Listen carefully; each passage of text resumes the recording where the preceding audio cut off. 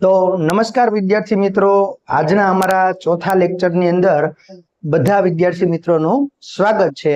આપણે ત્રીજા વિડીયોની અંદર એટલે કે ત્રીજા લેક્ચરની અંદર જે કાંઈ વિભાગ સી ની જે કાંઈ શરૂઆત છે એ સમાનાર્થી શબ્દોને સામસામે જોડીને લખો ત્યાંથી થાય છે। ત્યાર પછીનો જે બીજો ટોપિક આવે છે એ છે વિરુદ્ધાર્થી શબ્દ। તો આજે આપણે વિરુદ્ધાર્થી શબ્દ જે અત્યાર તો 12 ધોરણ સુધી છે એ લખતા આવ્યા છે કે ભાઈ વિરુદ્ધાર્થી શબ્દ આપો, પણ 12મા ધોરણની અંદર વિરુદ્ધાર્થી શબ્દ છે એ કંઈક અલગ રીતથી જ આવે છે।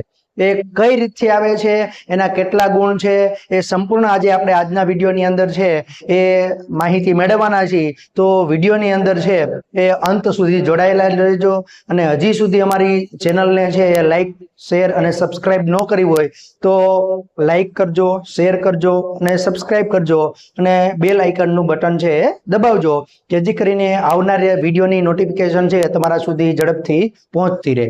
આજે આપણે જોઈએ કે વિરુદ્ધાર્થી શબ્દ, તો એની અંદર આપણને કઈ રીતે સૂચના આપે છે કે ભાઈ નીચેના વાક્યમાં રેખાંકિત શબ્દના સ્થાને વિરોધી શબ્દ લખી। પહેલા તો આપણે સમજીએ કે ભાઈ નીચેના વાક્યમાં એટલે કોઈ પણ એક વાક્ય આપેલું હોય એમાં રેખાંકિત શબ્દના સ્થાને, રેખાંકિત એટલે જે શબ્દને નીચે અંડરલાઈન કરેલી હોય, લીટી કરેલી હોય એટલે રેખાંકિત શબ્દ, એના સ્થાને વિરોધી શબ્દ લખી। એટલે જે વાક્યની અંદર રેખાંકિત શબ્દ હોય અથવા તો અંડરલાઈન કરેલી હોય, જે શબ્દની નીચે લીટી કરેલી હોય એનો વિરોધી શબ્દ લખી વાક્યનો અર્થ બદલાય નહીં તે રીતે વાક્ય ફરીથી લખો।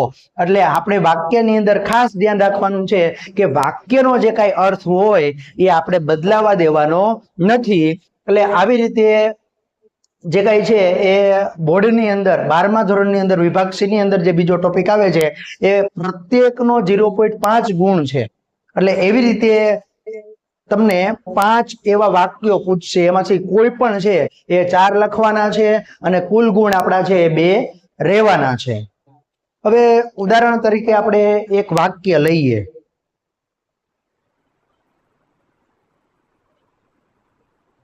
જેનો આપણે ક્રમ રહેવાનો છે 30 થી જે આપણે શરૂ થશે। તો આજે આ કમાડ બંધ, આવું એક વાક્ય આપેલું છે કે ભાઈ આજે આ કમાડ બંધ। તો આની અંદર શું કરવું આપણે કે ભાઈ રેખાંકિત શબ્દનો વિરોધી અર્થ આપી, એટલે કે ભાઈ રેખાંકિત શબ્દ છે એ તો બંધ છે, તો આનો અર્થ આપણને ખબર પડે બંધ એટલે ખુલ્લું। તો આપણે જોઈએ કે ભાઈ આજે આ કમાડ બંધ, તો આજે આ કમાડ છે એ કેવા છે? બંધ છે। તો આપણે જે વાક્યનો અર્થ છે કમાડ બંધ છે તો એને બંધ જ રહેવા દેવાના છે, ખુલ્લા કરવાના નથી। જો આપણે એમ કહીએ કે ભાઈ આજે આ કમાડ ખુલ્લા, તો એ આપણું ખોટું પડશે, તો આપણો અડધો માર્ક છે એ જતો રહેશે। પણ કઈ રીતે લખવું જોઈએ કે ભાઈ આજે જવાબ 31 અથવા તો 30 જે કઈ ક્રમ હોય તે, આજે આ કમાડ ખુલ્લા નહીં। હવે આની અંદર આપણને સ્પષ્ટ દેખાય છે કે ભાઈ આજે આ કમાડ ખુલ્લા નહીં, ભાઈ ખુલ્લા નથી તો કેવા છે? બંધ છે। એટલે બંનેનો જે કઈ કહેવાનો અર્થ છે એ સમાન છે। અહીંયા અર્થ પણ બદલાવાનો નથી, અને અર્થ બદલાવ્યા વગર આપણે આજે આ કમાડ ખુલ્લા નહીં તો આજે આ કમાડ બંધ, એટલે એવી રીતે છે એ સમાન અર્થ થાય છે।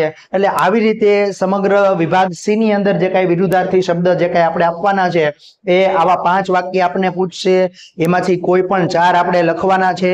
એનો ક્રમ છે આપણે રહેવાનો છે 30 થી 34, 30, 31, 32, 33 અને 34, એમાંથી જે કોઈ પણ 4 વાક્યો તમને આવડતા હોય એ તમારે છે લખવાના છે। ત્યાર પછી આપણે એક બીજું ઉદાહરણ જોઈએ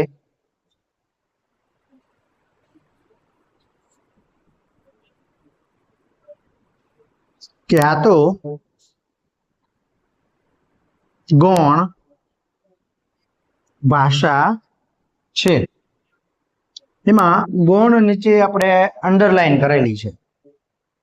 તો ગૌણ શબ્દનો પ્રથમ તો આપણને જે કઈ વિરોધી શબ્દ છે એનો આપણને ખ્યાલ હોવો જોઈએ। એટલે ગૌણ એટલે આપણને ખ્યાલ છે કે ભાઈ મુખ્ય।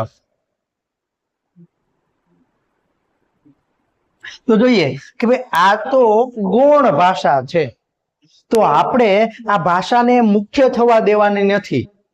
જો આપણે એમ કરશું કે ભાઈ આ તો મુખ્ય ભાષા છે, તો આખા વાક્યનો આપણને વિરોધી અર્થ મળશે।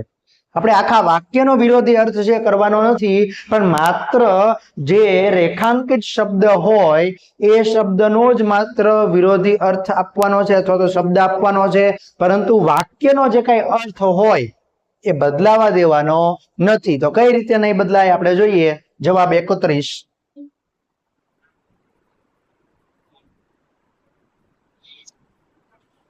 કે આ તો મુખ્ય ભાષા નથી।